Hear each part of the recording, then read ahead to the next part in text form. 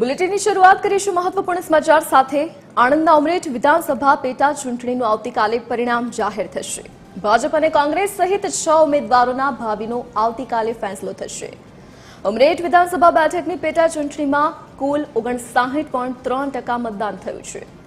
ઉમરેઠમાં હર્ષદ પરમાર અને ભૃગુરાજસિંહ ચૌહાણના ભાવિનો ફેસલો થશે। ઉમરેઠ વિધાનસભા બેઠકની પેટા ચૂંટણીનું આવતીકાલે પરિણામ જાહેર થશે।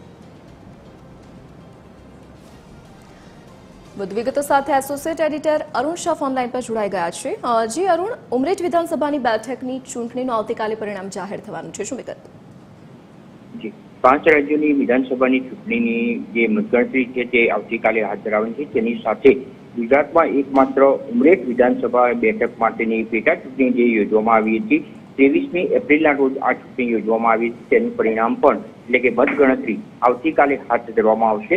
ઉમરેઠમાં સૌથી મહત્વપૂર્ણ છે કે આ બેઠક જે ગોવિંદ પરમાર જે પૂર્વ ધારાસભ્યના નિધનના પગલે બેઠક ખાલી પડી હતી અને તેમના સ્થાને ભાજપ તરફથી જે ટિકિટ આપવામાં આવી છે તે ગોવિંદ પરમારના પુત્ર હર્ષદ પરમારને આ ટિકિટ ફાળવવામાં આવી છે। જ્યારે કોંગ્રેસ તરફથી જોઈએ તો ભૃગુરાજસિંહ ચૌહાણ તેમને ટિકિટ ફાળવવામાં આવી છે।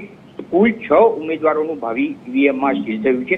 સૌથી મહત્વપૂર્ણ રીતે હાલના તબક્કે સહાનુભૂતિની દ્રષ્ટિએ ભાજપ તેમાં મેદાન મારી જાય એવી શક્યતા પ્રબળ બની છે, પરંતુ ભૃગુરાજસિંહ ચૌહાણ છે તેઓ પણ કાર્યકર્તા તેમજ આગેવાની દ્રષ્ટિએ અને કોંગ્રેસ આગેવાની દ્રષ્ટિએ તેમજ સ્થાનિક રીતે તેઓ પણ આગળ પડતા છે। એટલે કહી શકાય કે ભાજપ અને કોંગ્રેસ તેના કસમકસનો જંગ રહેશે અને આવતીકાલે બપોર સુધીમાં આ પરિણામ જાહેર થઈ જશે। ત્યારે હવે ભાજપ પાસે આ બેઠક રહેશે કે કેમ તે એક યક્ષ પ્રશ્ન રહેશે। જરૂર વિગત બદલ આપનો આભાર।